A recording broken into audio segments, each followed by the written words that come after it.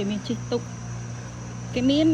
ជីទុកមើលព្រៃកង្កាងតែយើងដើរក៏បានដែរដោយសារគេធ្វើជាដើរឈើហើយគេមានជាកញ្ចក់អញ្ចឹងណាចឹងអានេះ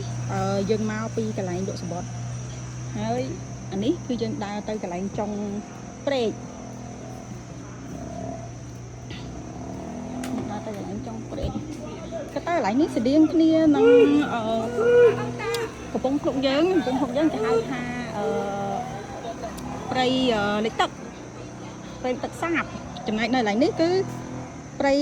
លិចទឹកសមុទ្រវ៉ាវស្អាតណាស់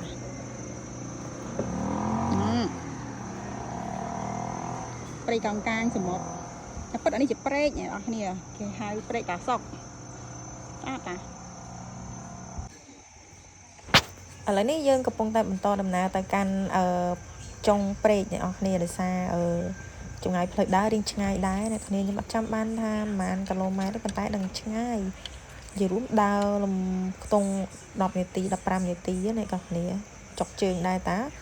ក៏ទៅចម្ងាយផ្លូវវាមិនជាខុសគ្នាជាមួយនឹងចម្ងាយផ្លូវព្រៃកោងកាងនៅខេត្តសៀមរាបទេអ្នកគ្នាគឺស្តៀងគ្នាអញ្ចឹងណាចាយ៉ាងនោះនៅក្នុងអានោះធំនៅក្នុងទឹកអាឡូឆ្លោនេះអូនោះចេញមកពេលដែលយើងមើលយូរចឹងមិនឃើញមើលយូរមិនឃើញអូយបឡំជាមួយឬមើលទឹកផ្លាប់អានេះដូចពូជក្តាមប្រៃហ្នឹងហើយបងហ្នឹងហើយគេយកទៅទូចចាយកទៅធ្វើបុកល្ហុងហ្នឹងខ្ញុំស្មានតែប្រភេទក្តាមថ្មណាំគ្នានឹកអានេះអាបុកល្ហុងអានេះអាបុកល្ហុងអូយទៅបាមគ្នា3 4ចាទៅត្រង់ក៏បានទៅខាងនេះក៏បានទៅជួបនៅកន្លែងលក់សំបុត្រវិញអរគុណមកចាអរគុណច្រើនហ្មងខ្ញុំមកញោបមើលមិនសូវច្បាស់សោះទៅបាត់ហើយហ្នឹងវារត់លឿនក្នុងនេះ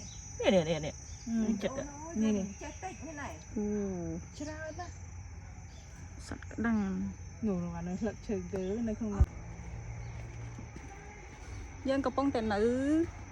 ព្រៃកោងកាងព្រៃសហគមន៍ព្រៃកោងកាងតាសុកដោយសារនៅនេះសក្តានុពលរបស់គេគឺព្រៃកោងកាងទឹកប្រៃហើយ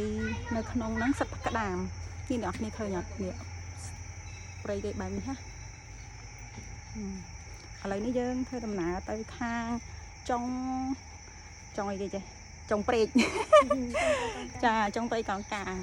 ឥឡូវទៅដល់ពាក់កណ្ដាលផ្លូវទេអត់ដល់ចុងព្រៃកោងកាងទេអញ្ចឹង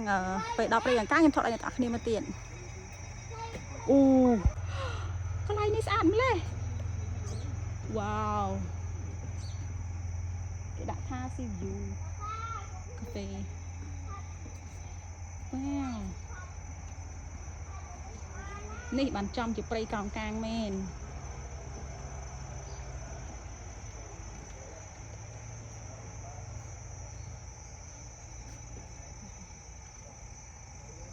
ដើមកោងកាងស្រកតូចថ្ងៃដែលខ្ញុំមកអ្នកនរគ្នាមានភ្ញៀវជាតិមកលេងច្រើនមែនទែនតាមរយៈខ្ញុំសួរអ្នកលក់សំបុត្រនៅខាងមុខគេថាបងពីព្រឹកភ្ញៀវមកច្រើនណាប៉ុន្តែអាត្មានេះភ្ញៀវគាត់ចេញទៅវិញអស់ហើយដោយសារគាត់ជិះម៉ូតូតលេងឆ្នេរផ្សេងនៅជំវិញកោះរងទៀតហើយសំបុត្រទស្សនាម្នាក់តែ6000ទេសម្រាប់ភ្ញៀវខ្មែរនិងភ្ញៀវបរទេសគឺម្នាក់$2យើងដើរមិនប្រហែលទេមិនជាឆ្ងាយប៉ុន្មានដែរហើយនៅតាមផ្លូវគឺគេមានកន្លែងសម្រាប់ដើម្បីឲ្យយើងចូលថតរូបថតអីចឹងណាហើយខ្ញុំបានមកដល់កន្លែងទូកគេនេះគេសម្រាប់ជិះទៅមើលចេញក្រៅព្រែកទៅមើលដៃសមុទ្រអីចឹងណាហើយទូកហ្នឹងគឺយើងបង់លុយឲ្យគេដែរហើយបន្តដំណើរបន្តិចទៀតយើងក៏មកដល់ sea view អ្នកនរគ្នាកន្លែងហ្នឹងគឺគេហៅថាចំណុច view point នៃព្រែកតាសុកនឹងឯងហើយនៅខាងក្រៅហ្នឹងគឺជាកោះខ្ញុំអត់ដឹងថាកោះអីទេប្រហែលជាកោះសង្សារឬក៏មិនដឹងទេណាប៉ុន្តែស្អាតណាស់អ្នកគ្នាហើយនឹងមានកន្លែងយោតង